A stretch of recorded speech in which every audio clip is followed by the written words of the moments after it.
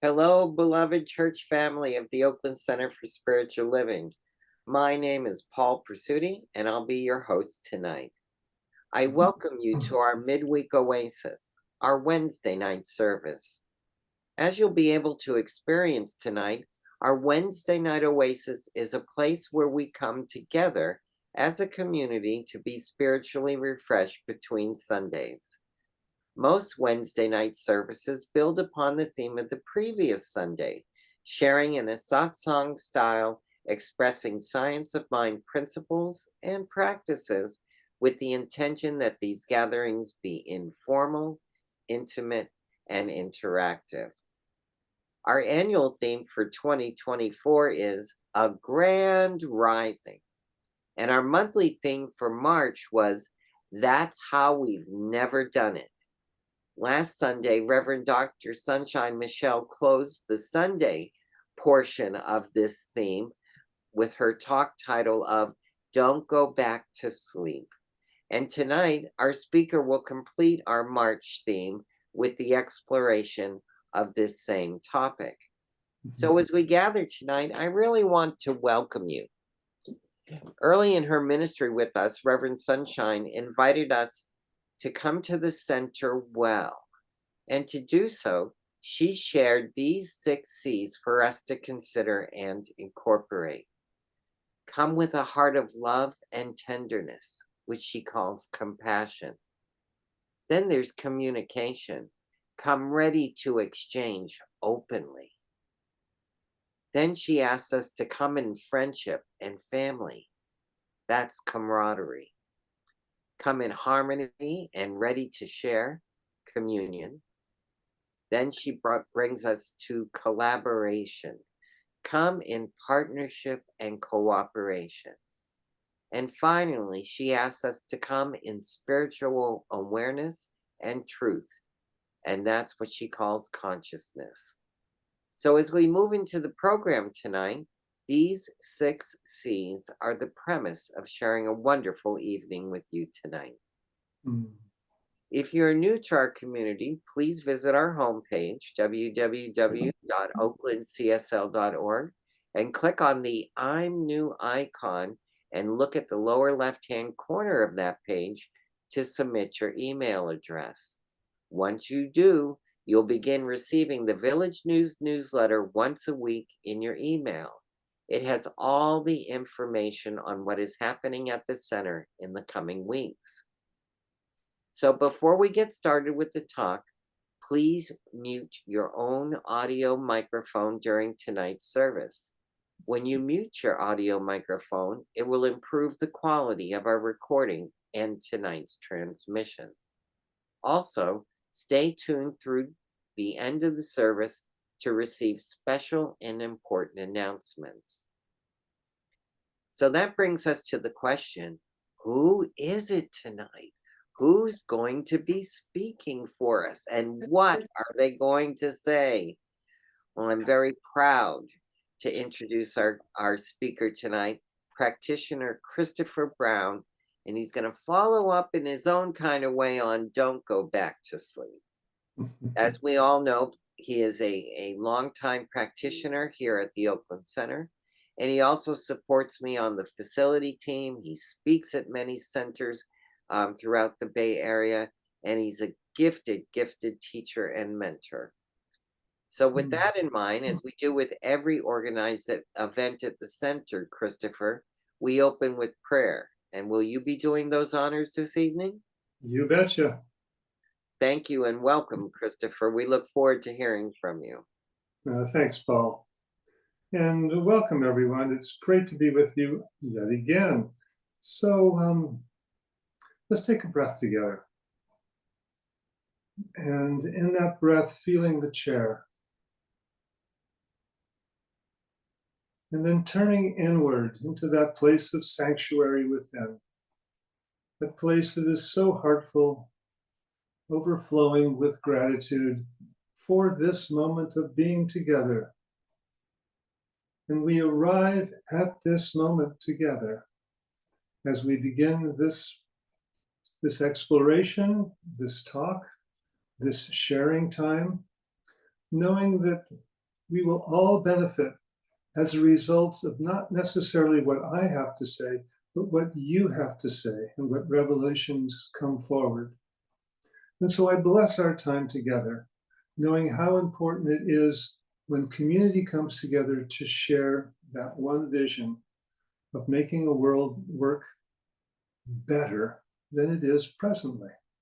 And so for this, I let it be, I bless it, and so it is. And so And so it is. Amen. So, where to start?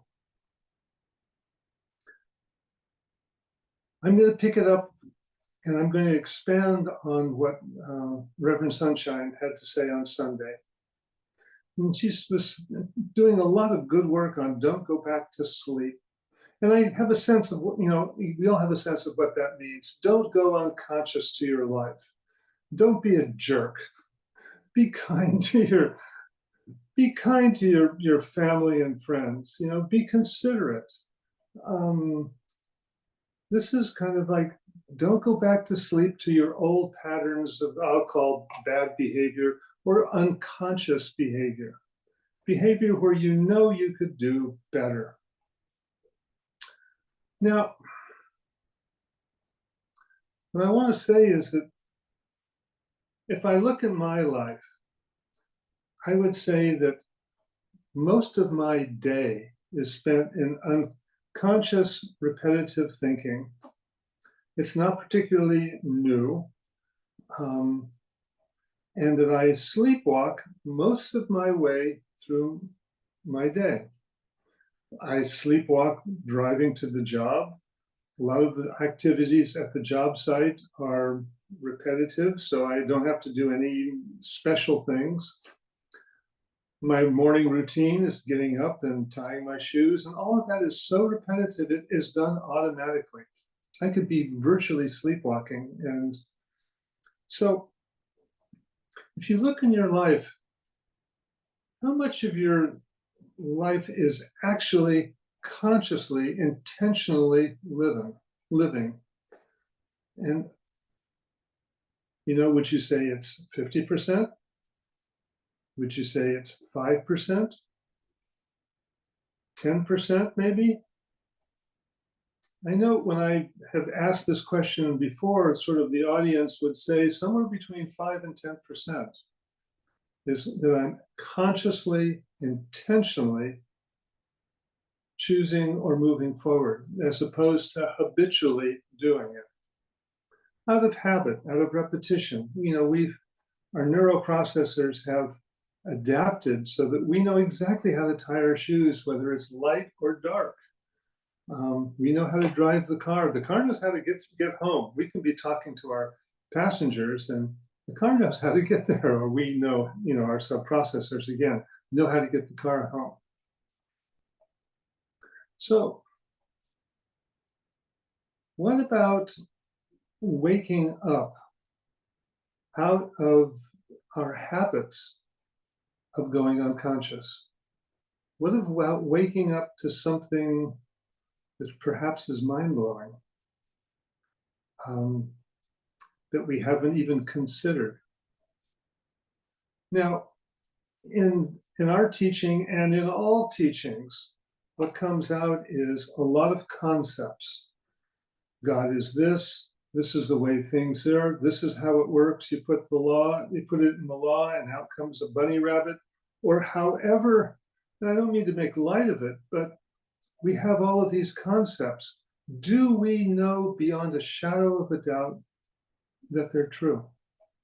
Absolutely true. Are we willing to question? And in that questioning, the questioning is the energy to actually wake up to what is real and what is true in this moment. And so there was this monastery, and the monks had planted squash. And they were having trouble with the squash because the squash were quarreling with one another. There was a section of squash that were Muslims. There was this Christian set that they were having a tough time with the Hindus, and the Hindus were having a tough time with the Sikhs, and they were all squabbling. And the Zen master said, you know, I understand you monks are having a hard time meditating with the squabbling. And the monk said, yes, indeed, we need to talk to those squash. And the master said, okay, I'll do it. And so the master went out and said, look, squash, quiet, just be quiet. I want you, we're in a monastery here, a zendo, and you know that we meditate, right? You're too noisy. So why don't you meditate for 20 minutes? I'll lead you. And after 20 minutes, we'll have a talk. Are you okay? Squash all said, oh, yes, yes, yes.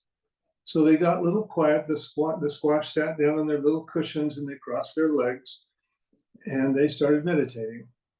And it got really quiet, really, really quiet. These were good meditating squash. And at the end, the master rang the bell and they came out of meditation. And the master said, without opening your eyes, I want you to feel something at the top of your head. There's some bump up there at the top of your head. So they all reached up. Can you feel that? He said, yes. Okay, now open your eyes and follow where your hand is and to see what you see. And what do you see? And they all started to gasp. And in that unison of gasping, they had an amazing realization that they all came from the same vine. They were all fed the same nutrients. They were all one, and their mind had divided them up. But there really was no Christian or Muslim. It was only the mind that divided it. That they were all so interconnected. And they had a wake-up, a direct experience. You see, the master can tell you you're all one, but until you know it and drink of the water of that knowledge, you don't know the taste of the water. And so when we ask for awakening, true awakening, enlightenment, knowing our true self, however you want to phrase it, this is a big deal.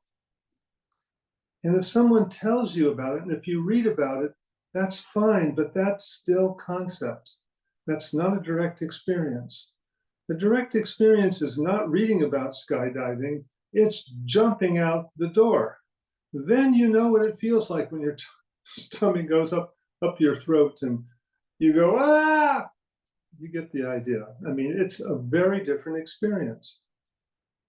But yet, we settle. Not for the direct experience, we settle for the concept. We settle for the menu and we don't enjoy the meal. And we're all hungry for the meal. And we think we know what the meal's going to taste like or look like. And that's why we go searching in the menus. But we have not, perhaps some of you have, but perhaps you haven't truly tasted the meal. Now, I'm going to say that, yes, you have tasted the meal, but you haven't recognized the meal that you've tasted. And Kabir, this wonderful Middle Eastern mystic, talks about it in this way. He was one of those that has tasted it, really knows. And I love this piece by him. I had been searching for love, but it is strange to say that as long as the searcher was there, love was not found. And when the love was found, I looked around, I was absent. When the love was found, the seeker was no more. And when the seeker was, love was nowhere to be found. Love and the seeker cannot exist together. And what he's saying is, love for most of us is a concept. But when you're deep, and I think it's almost easier with animals, is when you're at one with the presence of an animal and thoughts disappear and it's just you and the animal and the purr and the moment and the sunshine and whatever that's going on. It's just this precious moment where thoughts are just irrelevant, and Christopher disappears, not physically, but the reference point that there is a separate Christopher, that I'm doing anything, that reference point disappears. And what's left is the moment, the presence and the preciousness of the moment. That is an awake state. And we've all experienced it. We experience it probably daily. There can be times when you get lost in a daydream, where you drift off in this, and I wouldn't say a daydream, but more or less a relaxed presence, where you're looking at something. And it could be, I'll be watching a hummingbird in the front yard, and for a moment I am captivated by that hummingbird and just, whoa. And these are these moments that we taste all the time, but we don't recognize them. This indicates us, because we sort of wake up into something special, and we don't know it's special, because afterwards we'll go, wow, wasn't that cool? That's when we go back to sleep. That's when the mind starts talking and framing it, and the mind starts chattering.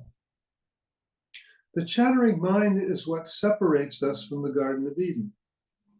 We ate the fruit of the mind. And it's a wonderful thing. It's done amazing building projects. It's so creative. Nothing wrong with the mind. But we don't necessarily realize that the mind is using us in such a way that in the emptiness, this is where spirit always comes from, is the unborn. In the emptiness, in the silence, it arises.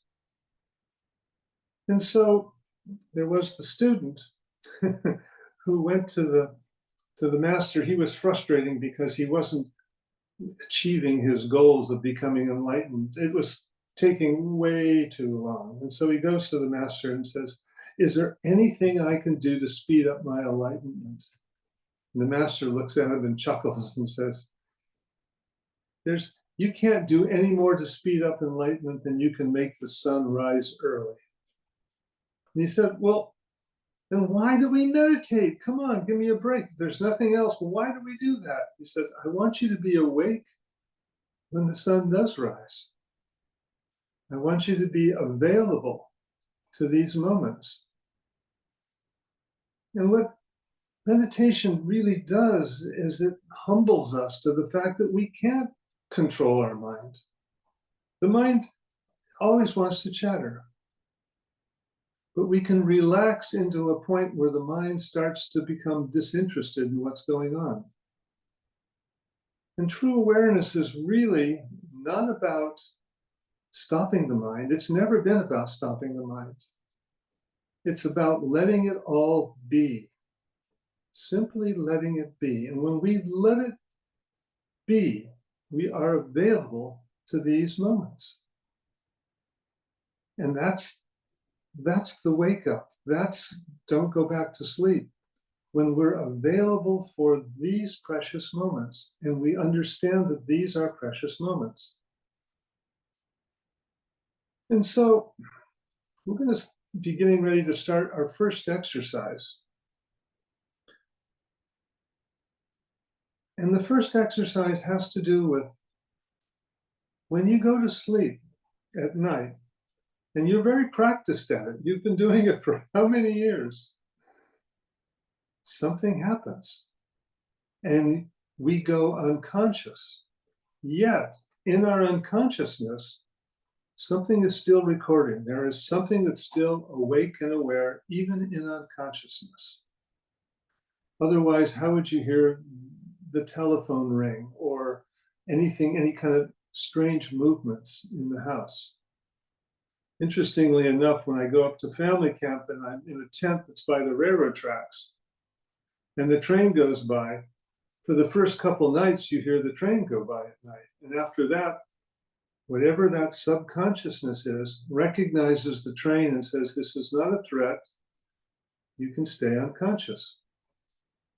That's the gift of this awareness, that we don't really know how it works.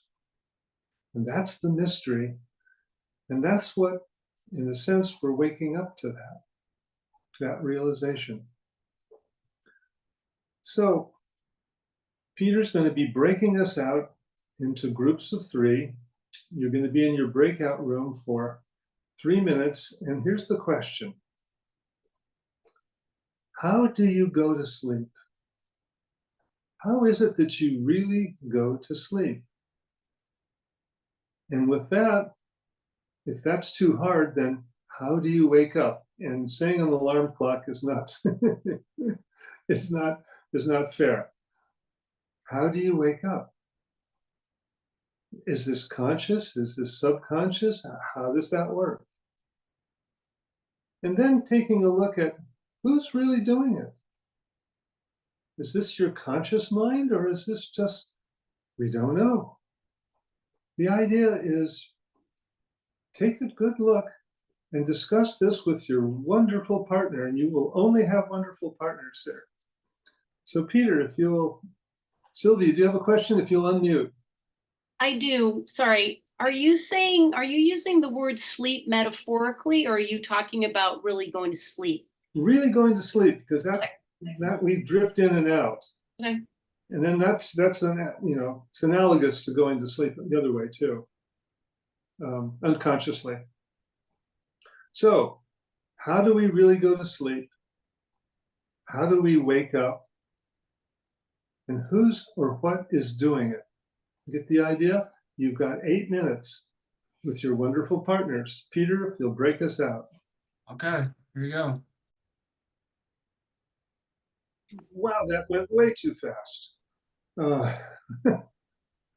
Okay. In your group, what did anybody figure out how you went to sleep? What came up for you? Alice is no.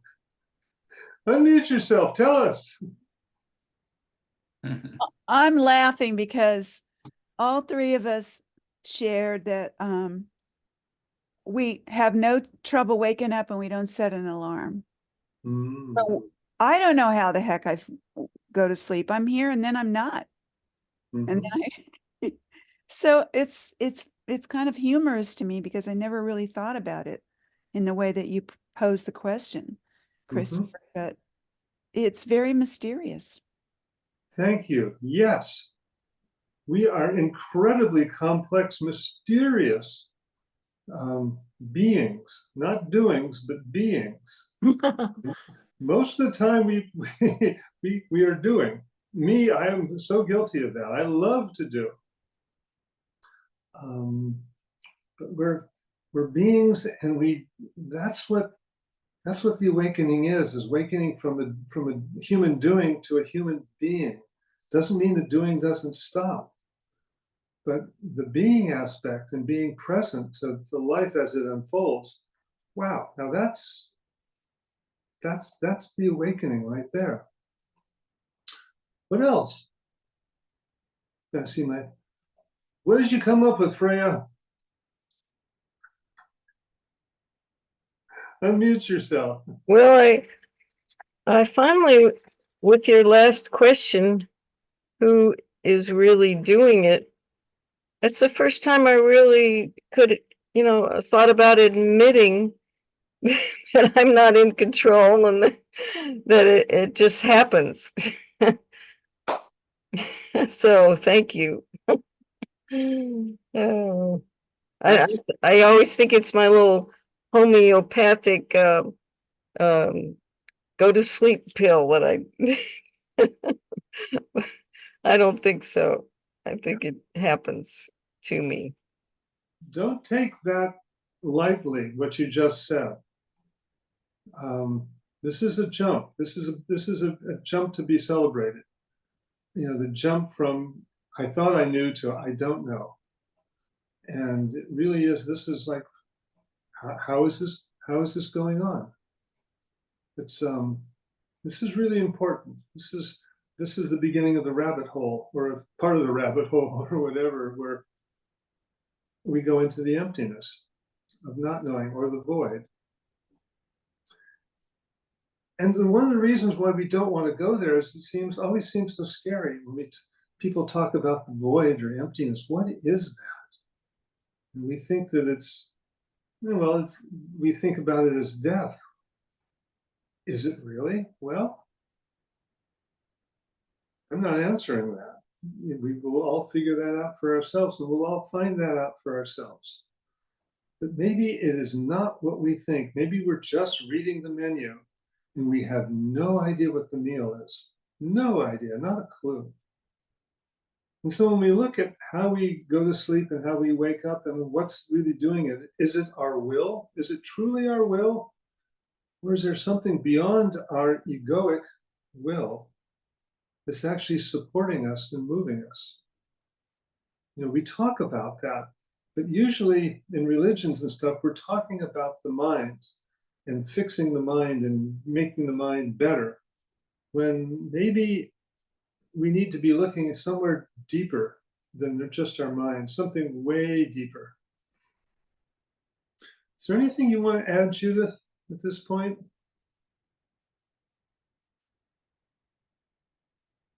Susan. The word trust comes up for me, that there's a level of trust that, oh, it's time to go to bed. I don't ever wonder whether I'm going to go to sleep or not. I just know that that's happening. I'm not trying to do it or make anything happen, but enough experience of just relaxing, and all of a sudden I'm unaware until I wake up. And then, but also those dreams, where do those dreams come from? And how often do I remember those? Mm-hmm. So that's another curious thing, the dreams, especially if they're wacky ones, but where do they come from? Yeah. So Thank you. Let me get back to gallery here. Judith, did you? Yeah, yes, Judith. Oh, you're on mute there still. Was that me, Judith, or is Judith Frauenglass? Oh, that's you, Judith Roberts.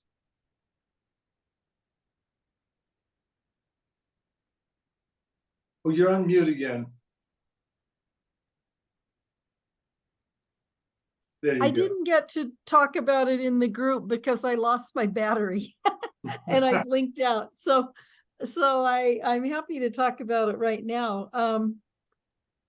Yeah, I mean, as other people have said, I think it's a mystery. I have felt that going to sleep at night is like a mini death, and that it can help us to not be afraid of death, because we go somewhere, but we don't know where we go. We don't remember. I mean, sometimes we have dreams, but or once in a while maybe a lucid dream, but otherwise, you know, we go somewhere and then we come back again. and and so I think it's an intriguing question. I'm glad you asked it. The thing about dreams, I know that they can really inform us. I don't think they're necessarily just random. I do pay attention and I write them down sometimes, because I think I am given messages in my dreams, things to pay attention to. The other night I had a dream that woke up with one that was just full of anxiety. It was just, missing the boat, literally missing a boat, and just so much anxiety, out of control. And I thought, wow, I've really got to pay attention to this. and look and see what it's telling me, and where it was a dream kind of telling me to, I felt like, clean up your act. And so I don't know, Christopher. It is a mystery, and I kind of, yeah, I guess that's all I have to say.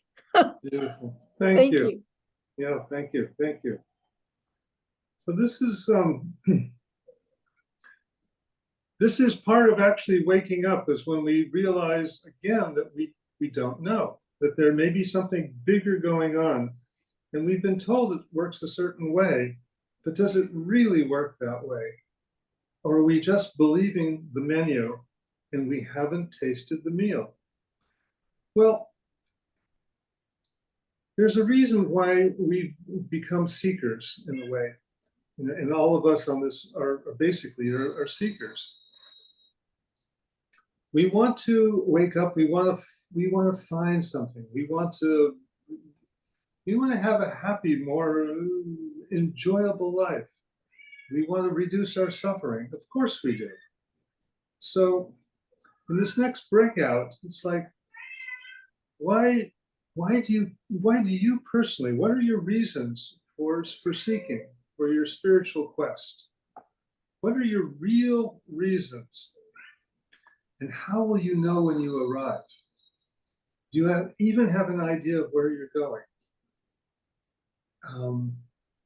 And this is not to be taken lightly, because, you know, I'll just leave it at that. So here are the questions for the breakout room. This will be 8 minutes.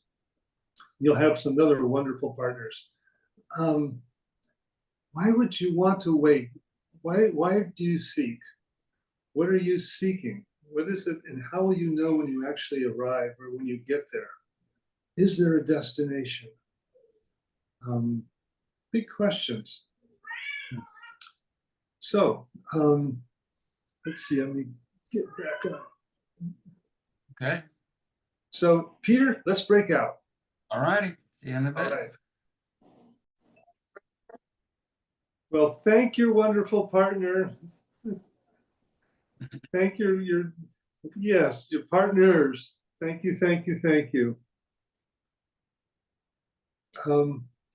Quick share. Just what came up in that one? You know, are you still seeking? Have you found what you're looking for? Do you find it momentarily and then it disappears? Do you go in and out? Do you get mini tastes? What was explored in your group? Who'd like to start it off?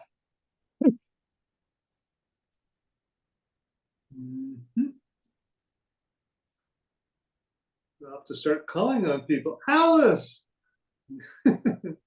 Either one.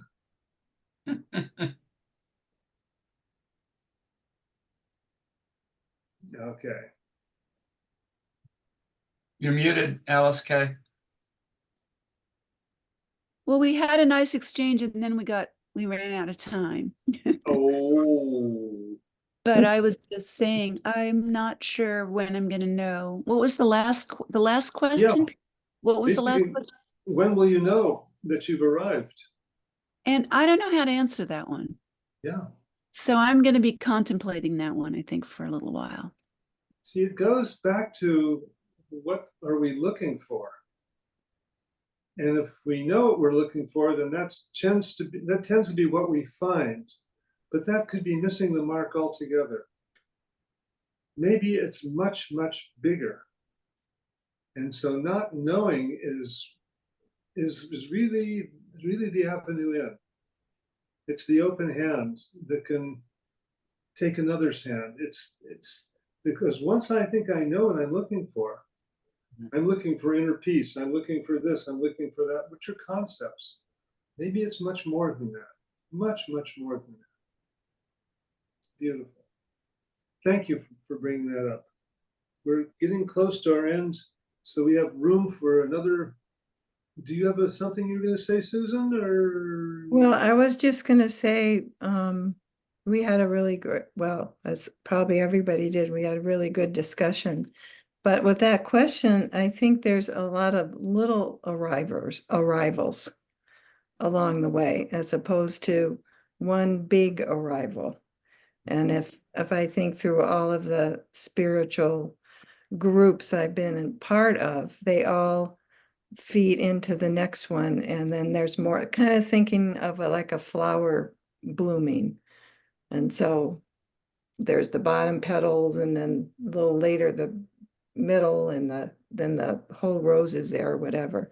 So it kind of builds a lot of little arrivals, basically. Hmm. Beautiful. Wow. Thank you. Nice. Metaphor. Okay. Anybody else before we turn it back over to Paul?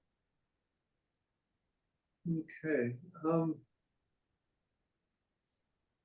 Just going to finish with this really short story. There was a Zen student, and he was, in love with his master, and his master invited him to go to Baltimore on the train.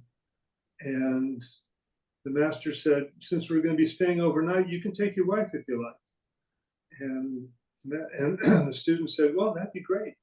So they got on the train, and the wife doesn't like Zen, anyway, hops on the train, and the master and the wife start chattering like bunny, just like squirrels. Just blah, blah, blah, blah, blah. They're having the greatest old time. And the student is jealous because the master is paying all this attention to his wife, and his wife is in love with the master, back and forth. And like, what's the deal here? And they arrive at Baltimore, they do their business, and they go to their separate rooms. They're spending the night there. And the student can't wait to talk to the wife. What did you talk about? Tell me about it. What do you think of Zen and the master? She says, I still don't like Zen, but that guy is the most comfortable person with himself that I've ever met. He's just adorable, just adorable. And maybe that's the best we can do. It's not to arrive at anywhere other than to be truly comfortable with ourselves, just to be at ease with exactly who we are, moment by moment. And I leave you with that. And thank you so much for coming tonight. Thank you, Christopher. Let's show our appreciation for Christopher. Had a good time on this journey, Christopher. But the train is stopping and we're reaching our destination, whether you want to or not.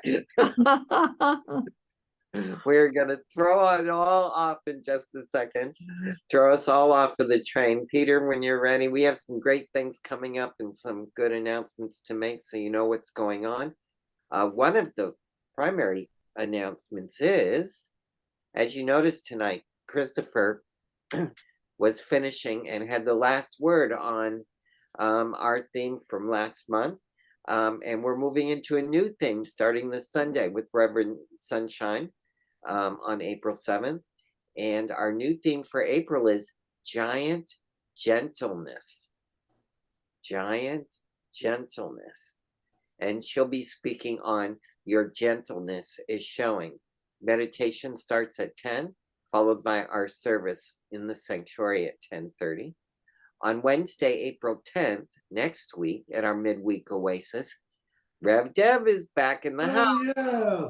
Yay! And she'll take everything that Sunshine said and take it even deeper. Also talking on Your Gentleness is Showing. That'll be next Wednesday with meditation at 6:30. Our service is at 7. It's by Zoom. So make sure you go to the website, because don't go to church. We won't be there. Go to the website and look for the Zoom link under services. Join our 2024 daily community spiritual practice. As you can see on the PowerPoint, we have decided to continue it throughout the year under the direction of Reverend Sunshine. We are now in round 3, and today we're on the 14th day of the program using the 4th affirmation in the book. So follow along daily in order that the affirmations, in order of how the affirmations appear, And you can get this in the bookstore if you don't have it available.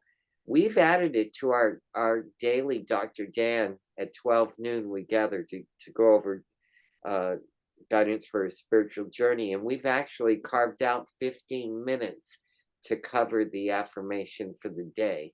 So we have added that to our Dr. Dan experience every day, and we found it very rewarding. So I encourage you to get the little book and play along with the rest of us. We honor Ramadan, March 10th through April 9th. It's coming to a close in about a week. It is the most sacred month of the year in our Islamic culture. The season for nonviolence also comes to a close, and that'll be tomorrow. This event has been a 64-day commemoration of the anniversaries of the deaths of Mohandas Gandhi and Martin Luther King Jr. We want to thank Linda Wyman, our bookstore manager, for distributing daily affirmations during this piece and promoting the season for nonviolence on our behalf. The 2024 annual meeting will be this Sunday, April 7th. And that will run from 1 to 3, and it'll be in the sanctuary. And at this annual meeting, we'll be electing some new trustees. We encourage in-person participation. You can also join us via live stream if you cannot come in person. To encourage you to come and be with us, food will be served after the Sunday service, before the meeting in the social hall. So we have a full meal going on in there. But either way that you come, you're all encouraged to attend.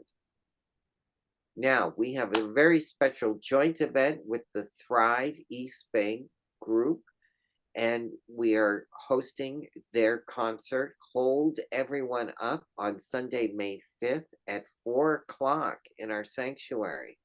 So it's an late afternoon, early evening show featuring Melanie Demore and the Wild Choir.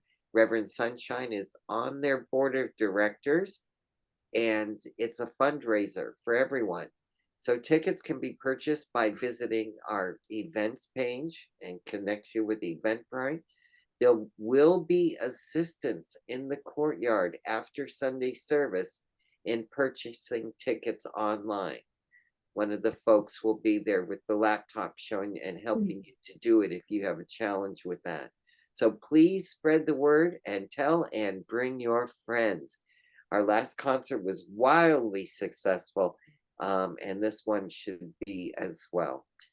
The People of African Descent New Thought Group is hosting Celebrating Our Souls 2024. Consciously Creating Change is their theme. The conference happens August 1st through the 4th at Unity Village in Kansas City, Missouri. And this is an opportunity to come together to learn and share spiritual principles to help improve lives in our communities. There's an early registration period that ends on April 15th. So please visit their website at www.padntg.com.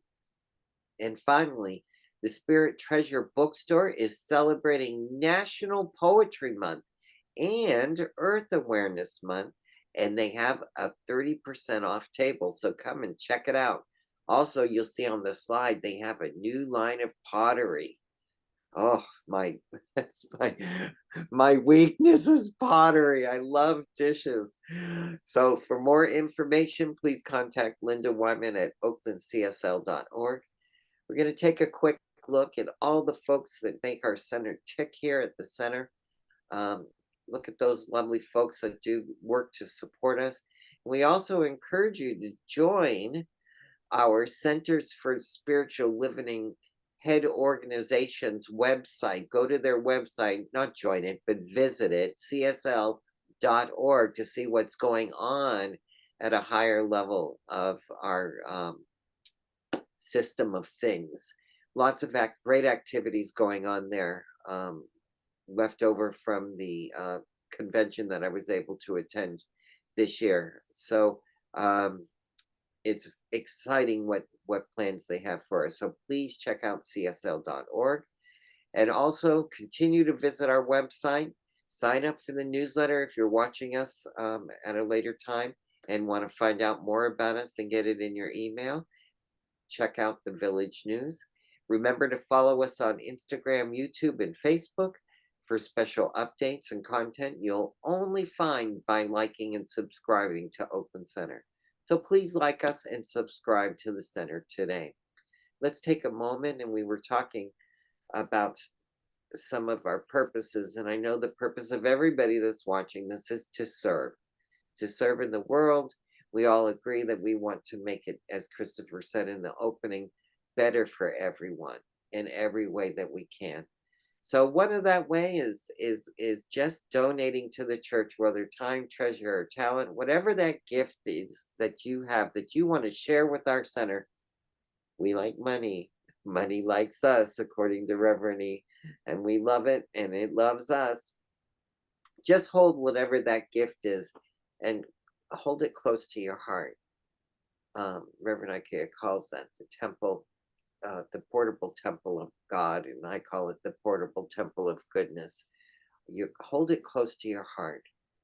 They have a new affirmation for the month. Joyously I give with an attitude of abundance, knowing that as I give, I do receive, an attitude of abundance. So I thank you for considering donating. You can use the donate icon on our website on the homepage, the little hearts up there on the corner. When you click on that, you'll see the next screen, and there you'll see 5 ways to give via that button. Credit card, by mail, Zelle, by text, or you can join us on Sunday service and use the offering basket. So I just want to take a few minutes and say thank you to the folks that make this all happen. I want to thank Susan Urquhart Brown, our delightful practitioner this evening, who delivered a beautiful meditation for us. I want to thank, of course, our speaker, Christopher Brown, who did the opening prayer. We have someone going to do the closing prayer by his request. And that will be practitioner Alice Knudsen. And I'll bring that up in just a moment. But Christopher, as always, thank you so much for delivering a thoughtful message for us to stay awake, Paul. Stay awake. Okay. I want to also give a shout out to Reverend Sally Bartholomew, who's on the road right now. She's on a road trip. So you get me the whole month hosting so she can do her thing. And I'm actually going to speak on a Wednesday night this month. I think it's the 17th is my date. And Reverend Sunshine will be hosting me. So that'll be a switch. So get ready, mark your calendars. We got a great month to recognize our gentle giants, or the giant gentleness that lives within us. So with that in mind, I want to say thank you to Reverend Dr. Sunshine Michelle Coleman for giving us the platform to meet tonight and to have this service. Also, I only look good and sound good because there's an army of folks behind there pushing buttons to make it happen. So I want to thank Peter up in Portland, long distance winner, I believe, tonight. Again, I want to thank Alice Herndon and Alice Knudsen on our AV team doing all the supporting background stuff. I want to give a shout out to Steve Carter and Peggy Cotton this week for helping us get stuff together for this event tonight. And mostly, I want to thank all of you for joining us. Thank you so very much. It's very important. So, Christopher, if I'm correct, you have invited Alice Knudsen. Is that correct? You give the thumbs up? That's her destination, is calling. Last stop, Alice Knudsen for the closing prayer. Alice, I give you the floor. Thank you. Okay, everyone, take a nice deep breath. Just that cleansing, deep breath of life and love. And enter into this moment, this present moment, where all there is the love and the goodness of God. For I know that God is all there is. There's only one life, and that life is a life of spirit, perfect, whole, and complete. And that life is my life right here and right now. For God is all loving, all wise. I am one with God, and God is one with me. And as I know this for myself, I know this to be true for everyone here. And so I give thanks for this time, this very rich time that we've had together tonight, exploring our topic of don't go back to sleep. And I give thanks, so much thanks to Christopher for all his generosity and his humor and all the time he's given to serve and to give and provide some spiritual food and guidance tonight. And we drink that in and we give thanks for that. I give thanks for everyone that has been of service tonight. And I know that as we leave this group, this time together, this sacred time together tonight, we will take all these blessings with us and we will make the world a better place, because that is our goal, to make it safe, a place of love and light and welcoming and growth and all the goodness that there is that Spirit constantly provides us. So please remember, don't go back to sleep, and keep the love of God within you. And please join me in saying, and so it is. So it is. Rest And so it is. Mhm. Oh.